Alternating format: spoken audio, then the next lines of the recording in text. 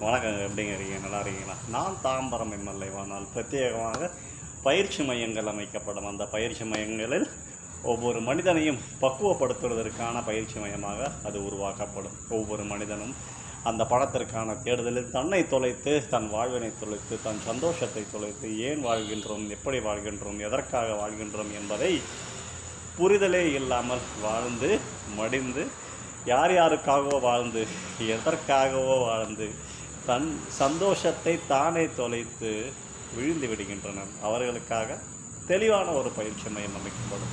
அறிஞர்களால், சான்றோர்களால் பணம் என்பதை நம் வாழ்க்கையில் ஒரு அங்கம் என்பதை எடுத்து வைத்து அந்த புரிதலை ஏற்படுத்தி வாழ்க்கையில் நீ சந்தோஷமாக இருக்க எத்தனையோ காரியங்கள் இருக்கிறது என்பதை அவர்களுக்கு உணர்த்தி அந்த பக்குவத்தை ஏற்படுத்தினால் எப்போதும் நமது நாடும் முன்னேறும், அந்த குடும்பமும் முன்னேறும், அந்த